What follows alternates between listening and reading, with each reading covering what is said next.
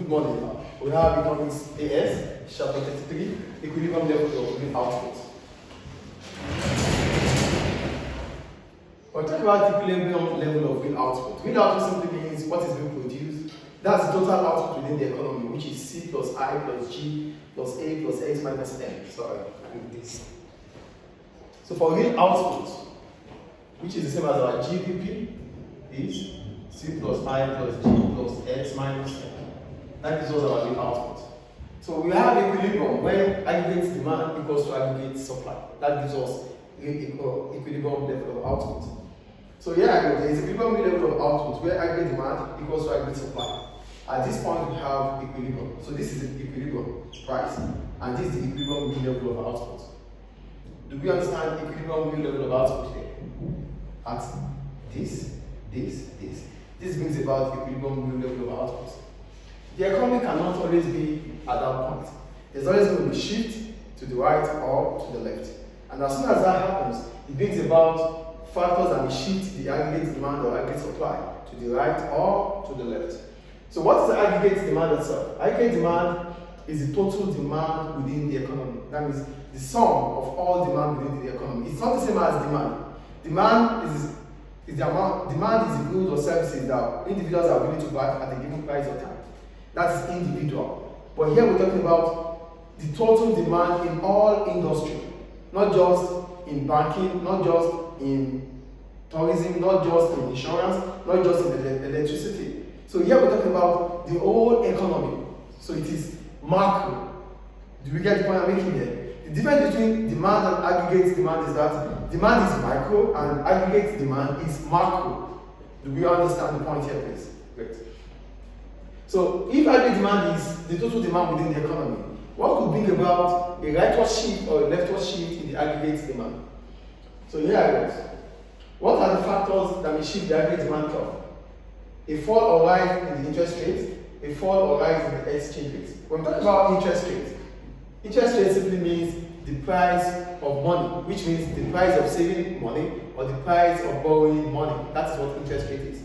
Then we have the exchange rate. And what is exchange rate? Exchange rate simply means the value of a country's currency in respect to the other currencies. So the value of the Libyan dinars compared to dollars, compared to pounds, compared to dollar, and the rest. So that is what exchange rate is about. So a rise or fall in the exchange rate, a rise or fall in the interest rate. Let me just put that away, please. A rise or fall in the exchange rate, a rise or fall in the interest rate is expected to shift the aggregate demand curve. Rightward or leftward. So here I wrote, a fall in interest rate will reduce the cost of borrowing. This will in turn shift the aggregate demand curve, rightward from AD1 to AD2. When there's a fall in interest rate, it simply means the cost of borrowing would reduce. And as soon as the cost of borrowing reduces, it allows consumers to borrow more from the bank. It allows firms to also borrow more for investment. So it's going to bring about increase in investment, which will shift the aggregate demand to the right, and increase in borrowing consumption, which will also shift the aggregate demand to the right. Please take the note. A fall in interest rate makes borrowing to become cheaper. And because borrowing is cheaper, it becomes an incentive for us to borrow. Individuals will be able to borrow for durables. Firms will be able to borrow for investment. That's why the aggregate demand is going to shift right from AD1 to AD2. And as soon as the aggregate demand shifts right from AD1 to AD2, it is expected that the real output will increase from Y1 to Y2. So this will put pressure on demand within the economy, and that will bring about inflationary pressure, which will increase the price from P1 to P2. So get the point here. An increase in aggregate demand from AD1 to AD2 will have meant that the real output would have increased from Y1 to Y2, which brings about a rise in price from P1 to P2. Do we understand a rightward shift in the aggregate demand? There's a rightward shift in the aggregate demand if the aggregate demand curve shifts rightward. This will be as a result of a fall in interest rate or a fall in exchange rate. So if both reduces, it will increase aggregate demand within the economy, and it's expected that price will rise. Because as soon as demand increases, the goods available would be less in the market. Therefore, it becomes shortage in the market, and that will bring about a rise in the price level. Do we understand a rightward shift in the aggregate demand curve here? Do we understand this? Great. Then, what would bring about a leftward shift in the aggregate demand?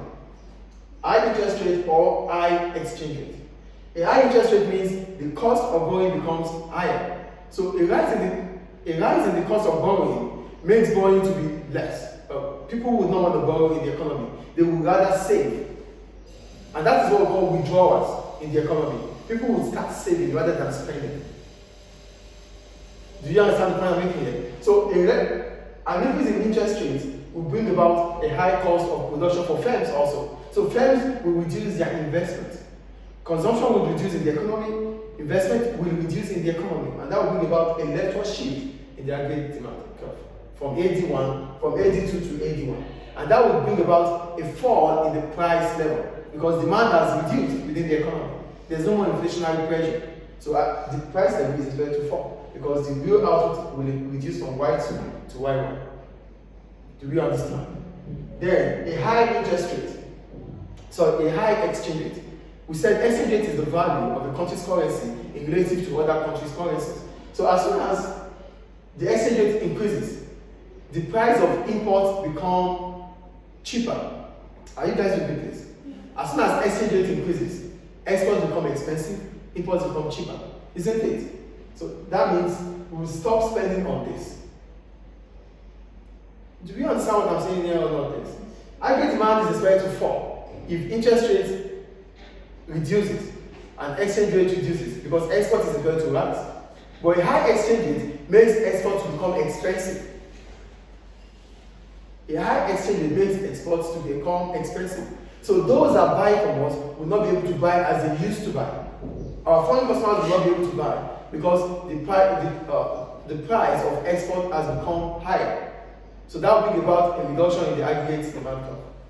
Any question about aggregate demand? Great. Then we go to short-term aggregate supply.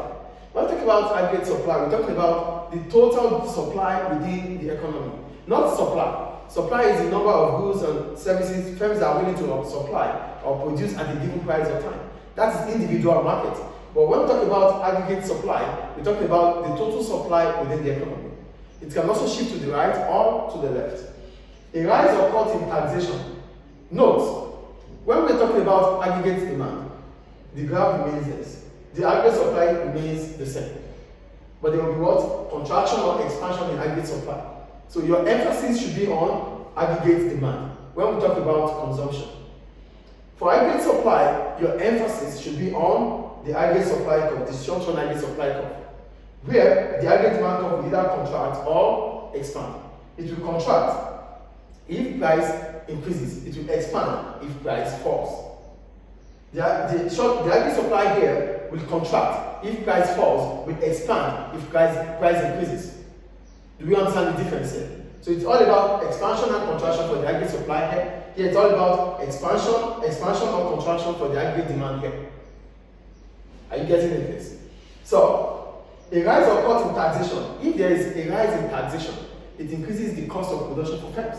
So firms will not have the incentive to produce further. That will shift the aggregate supply curve leftward, from upward or leftward, from SRAS2 to SRAS1. A rise in wages will increase the cost of production. That would also shift the long-run aggregate or the short-run aggregate supply curve leftward from SRAS2 to SRAS1. And at that point in time, the real output level will contract from Y2 to Y1, bringing about a rise in price from P2 to P1. That is a rise in taxation, a rise in wages, a rise in cost of production. But a fall in taxation, that is a cut in taxation or an increase in subsidy, will bring about a downward shift to the short-term aggregate supply curve or a rightward shift in the short-term aggregate supply curve. And that will bring about a fall in price from P1 to P2 because the real level output will increase from Y1 to Y2. So what will shift the short-term aggregate supply curve to the right? A cut in taxation, a fall in wages, which is not expected anyway. Wages are expected to increase every now and then. Yes or no? Great. So that's why I left it as a rise. A fall in the cost of production. A fall in the cost of production, a cut in taxation will shift the short-run aggregate supply curve downward or to rightward from SRA S1 to SRA S2. In contrast, a rise in taxation or a rise in the cost of production will become a disincentive for firms to produce. As a result of that, the short-run aggregate supply curve is expected to shift leftward or upward, and the real output is expected to cut or to contract, and the price level is expected to rise from P2 to P1. So that's the difference between aggregate demand. This is equilibrium, this is equilibrium. This is a rightward shift and leftward shift in aggregate demand, and this is a rightward shift or a leftward shift in aggregate supply. Do you have any questions about aggregate equilibrium here? Thank you.